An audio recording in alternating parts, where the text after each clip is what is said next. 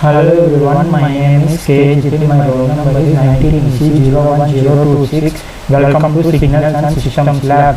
Today we are going to do lab session 2, which is waveform generation and MATLAB GA. So now let's see the code. So this is the code for the first question. The first question is plotting of unit step function, rectangular pulse function, signum function, ramp function, sinusoidal function, exponential rising and exponential decaying functions, impulse function, complex sinusoidal function and casual exponential function. So now let's see the code one by one. So I am telling the unit step function to step up at 0, I am telling the rectangular pulse function to step up at -2, and telling the rectangular pulse function to step down at 1. So now let's see the graphs obtained.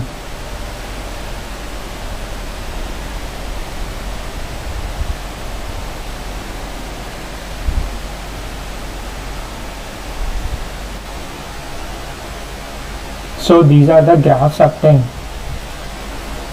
So this is the unit step function.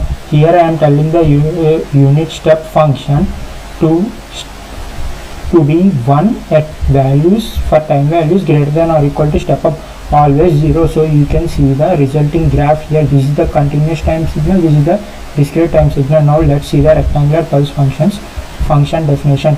So I am here telling step up and step down values to the rectangular pulse function. So between step up and step down it is 1. If it is greater than step up and greater than step down it is 0. If it is less than step up it is 0. So you can see the resultant graph. This is the rectangular pulse continuous time function, this is the rectangular pulse discrete time signal. So now let's see the second graphs, which are ramp function and signum function. So this is the function definition of ramp function. I am telling max of 0, t. So this means for negative values of t it is 0, always it is equal to t. So this is the resultant ramp functions graph. This is the continuous time plot, this is the discrete time plot. Now let's see signum function. So this is the signum functions definition. For signum function, t value is less than 0, it is -1. If t is greater than 0, it is 1. If it is 0, then it is 0. This is the resultant plot of signum function. This is the continuous time plot, this is the discrete time plot. Now let's see other graphs. So this is the sinusoidal function. Sinusoidal function means sine of t.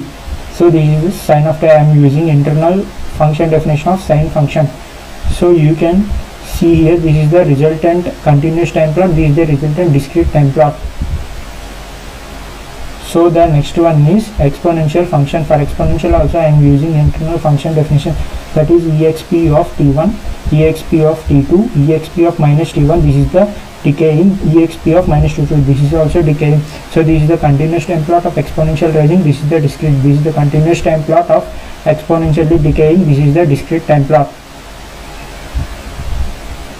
Now this is complex sinusoidal. Here I have used cos sin t1 plus j into cos t1. So this is the resultant continuous time plot of complex sinusoidal. This is the resultant time plot of complex sinusoidal discrete. This is discrete, this is continuous. Now let's see casual exponential. So this is the function definition of casual exponential. For t values less than 0, it is 0. Always it is equal to e power t. So this is the resultant continuous time plot, this is the resultant discrete time plot.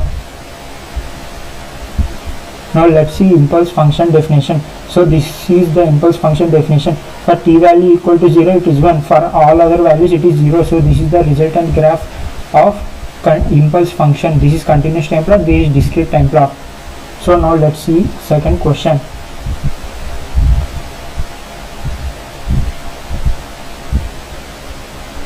I am giving the period for pulse waveform to be 2, for square waveform to be 2, for triangular waveform to be 2. So now let's analyze the function definitions. So this is the sawtooth function definition. Here I am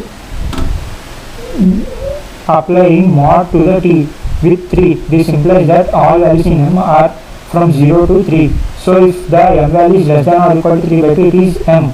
Always it is -3 plus m of I. Then we will get the amplitude of 1.5, which is 3 by 2. I am multiplying with 1.5 so that the resultant amplitude will be 1. So this is the resultant sawtooth waveform. This is the continuous time plot, this is the discrete time plot. Now let's see the function definition of pulse waveform. So this is pulse waveform. For here also I am applying mod of t comma period. This is the input period v2 cache 2. So for m values less than 2 by 4, which is 0.5, it is 1. Always it is 0. This is the resultant graph. So here you can see this start set minus 12 and this one end set minus 10. So the period is 2. Now let's see the function definition of square waveform. So this is square waveform.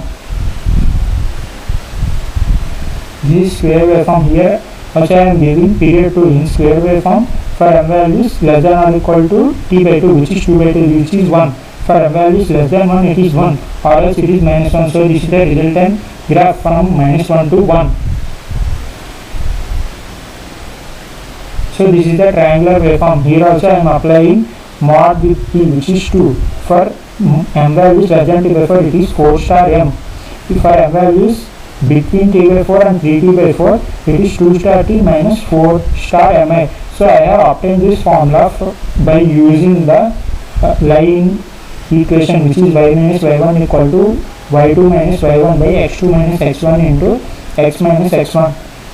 So here for t values greater than 3 by 4, this is the definition 4 star mi minus capital T. This is the period, and I am dividing by capital T so that I will get an amplitude of 1. So this is the sinusoidal waveform with a fundamental period of 1. So here I am giving 1000 so that it will be fundamental period of 1 millisecond. So now let's see on the third question. So this is third question. Here I am giving x1 equal to 1 star sine of 2 pi 125 star t, and other one with amplitude 0.5 and with period 1 millisecond. So I am multiplying this element by element. So this is the resultant graph. You can see that this is periodic. Now I have took 3 signals with amplitude 1, 0.75 and 0.5 with time periods 1 by 100, 1 by 250 and 1 by 500. So this is the resultant graph. This is periodic. Now let's see the app. So here this is the design view. So this is the user interface of the app, and this is the code view. Here I will say how the each element interacts. Here I have given function definition for all the function we are going to use in the app. So these are all the function definitions I have used. Now let's run the app.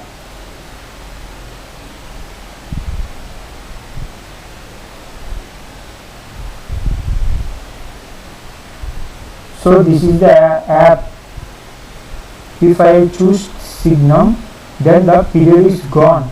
Here I can switch between continuous and discrete. If I turn to discrete, the lamp will become red. If I turn to continuous, the lamp will become green. So I can give here leftmost value I am giving minus 10 and rightmost value as 20.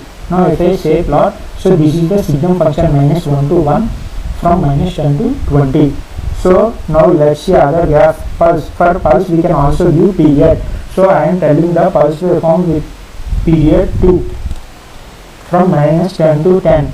So I am going to plot this. So this is the pulse waveform. Now if I want to switch to discrete, this is the discrete pulse waveform. Now let's try sawtooth. For sawtooth we cannot give period. So if I plot, this is the sawtooth waveform. Now if I want to plot complex sinusoid from minus 10 to 1, then so this is the complex sinusoidal function. So these are the different elements I have created in the app. These are all the type of functions we can draw in the app. Thank you. The lab session is completed.